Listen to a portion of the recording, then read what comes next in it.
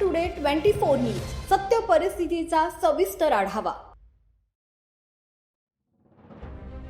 अकोला अन्न व औषध प्रशासनाने अकोला शहरातील MIDC क्रमांक 4 परिसरात बनावट गुटखा तयार करून पॅकेजिंग करणाऱ्या एका अवैध धंद्याचा पर्दाफाश करत मोठी कारवाई केली आहे। मिळालेल्या माहितीच्या आधारे विभागाच्या अधिकाऱ्यांनी एका गोदामावर छापा टाकला आणि अनेक नामांकित कंपन्यांकडून गुटखा बनवण्यासाठी वापरले जाणारे रॅपर्स, लेबल, पॅकेजिंग साहित्य आणि कच्चा माल जप्त केलाय।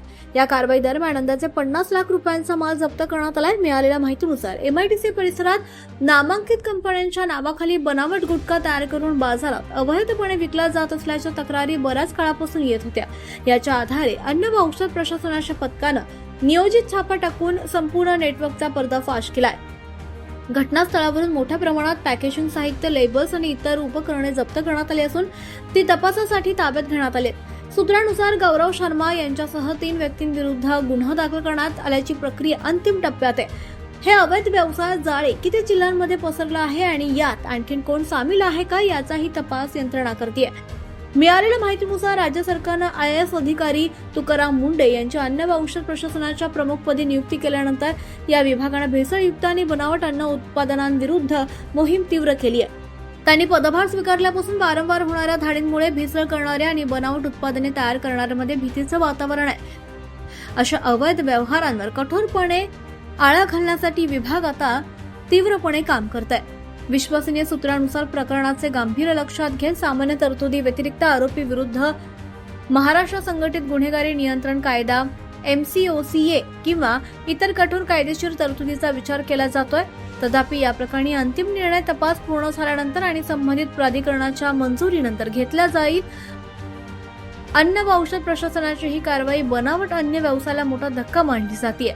विभागानं स्पष्टपणे सूचित केले की भविष्यात सर्वसामान्य जनतेचे आरोग्य धोका निर्माण करणाऱ्या कोणत्याही व्यक्ती किंवा गटावर कठोर कारवाई केली जाईल। काय कारवाई करण्यात आलेली आहे? अकोला जिल्ह्यातील MIDC 4 ग्रो सेंटरमध्ये एक डुप्लिकेट गुटख्याचा कारखाना असल्याची माहिती 2-3 दिवसापूर्वी मिळालेली होती। त्यावर आम्ही सातत्याने लक्ष ठेवून होतो। त्यानंतर आज सकाळी इतर जिल्ह्यातूनही आपण अन्न औषध प्रशासनाचे अधिकारी मदतीस बोलवलेले आहेत। आम्ही सकाळी 6 वाजल्यापासून या एरियामध्ये लक्ष ठेवून होतो। त्यानंतर आम्ही जवळपास 9:30 ते 10च्या अंदाज सदर ठिकाणी आम्ही धाड मारलेली आहे। सदर ठिकाणी डुप्लिकेट गुटख्याचा कारखाना असल्याचे निष्पन्न झाले।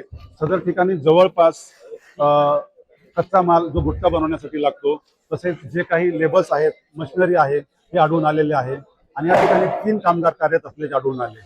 तसेच हा मालाची किंमत अंदाजित कमीत कमी 50 लाख होईल असं दिसत आहे। तरी सुद्धा अजून आपले अधिकारी कर्मचारी मोजदाद सुरू आहे। हा कारखाना एक गौरव शर्मा नावाचं एक नाव पुढे आलेलं आहे। त्याचा कारखाना असल्याचे निष्पन्न झालेले आहे। सध्या या ठिकाणी आलेला नाही, फरार दिसून येत आहे तो।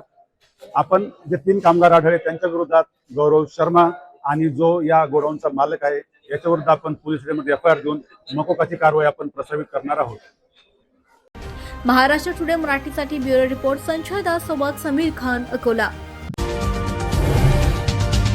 आजच महाराष्ट्र टुडे 24 न्यूजला सबस्क्राईब करा आणि सत्य परिस्थितीचा सविस्तर आढावा पहा।